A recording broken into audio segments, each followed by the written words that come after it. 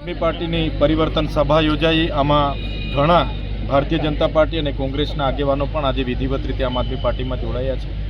જે પ્રકારે આ વિસ્તારમાં કામદારો સાથે શોષણ થાય છે, અન્યાય થાય છે, એમને પોતાની પગાર સ્લીપ નથી મળતી, પીએફ નથી મળતું, ગ્રેચ્યુટી નથી મળતી, બોનસ નથી મળતા, ઓવરટાઈમના એમને વળતર નથી મળતું, મેડિક્લેમ નથી મળતું, એની પણ અનેક રજૂઆતો મળી છે।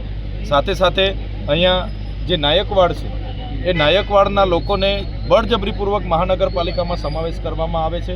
એમના ઘરો તોડવાની તજવીજ ચાલે છે અને એ જ પ્રકારે 11 ગામો એમને પણ મહાનગરપાલિકામાં સમાવેશ કરીને બંધારણની અનુસૂચિ 5નું ઉલ્લંઘન થાય છે, પેશા એક્ટનું ઉલ્લંઘન થાય છે અને બળજબરીપૂર્વક એમને રાજકીય રીતે મળેલી અનામતનો આ લોકો સમાપ્ત કરવાના પ્રયાસ છે। એ ગામોમાં આવેલી જમીનો સરકારી પડતર હોય, ખરાબા હોય, ગૌચર હોય, ગામતળ હોય, એને મફતના ભાવે પડાવી લેવાની જે ભાજપ સરકારની જે સિસ્ટમ છે એની સામેની અમારી લડત છે। કામદારોની પાર્ટી છે, ખેડૂતોની પાર્ટી છે, આદિવાસી વંચિતોની પાર્ટી છે અને એમના ન્યાય માટે અમે આવનારા દિવસોમાં લડતા રહેવાના છીએ। આ વિસ્તારના સાંસદ આદિવાસીઓને ભમરાવાની, ગેરમાર્ગે દોરવાની મોટી મોટી વાતો કરે છે, તો આજે નાયકવાડના લોકો સાથે કેમ ઊભા નથી? આજે 11 ગામના લોકો સાથે કેમ ઊભા નથી? અને એવું જણાવે છે કે આમ આદમી પાર્ટીના ફલાણા ગામમાંથી 400 કાર્યકરો ભાજપમાં જોડાય છે।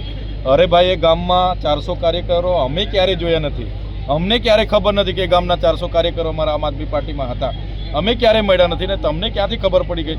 એટલે આ માત્ર ને માત્ર લોકોને ભમરાવાની વાત છે, લોકોને ગેરમાર્ગે દોરવાની વાત છે, એવી ક્યાંય નથી। માત્ર ને માત્ર ભાજપના જે ઉપરથી સૂચનાઓ મળે છે એ પ્રમાણે કાર્ય કરે છે, એના સિવાય વિશેષ કંઈ છે નથી। તો શું લાગે છે આમ આદમી પાર્ટીથી અને બીજેપી કેમ ગભરાઈ છે? આજે મજબૂત વિપક્ષ ગુજરાતમાં કોઈ હોય તો એ આમ આદમી પાર્ટી છે। ઈસુદાનભાઈ ગઢવીજી હોય, ગોપાલભાઈ ઇટાલિયા હોય, અમારા સાથી ધારાસભ્યો હોય, બધા જ લોકો આજે તમે જોશો કે દિન પ્રતિદિન અમે લોકોનો અવાજ બનીએ છીએ।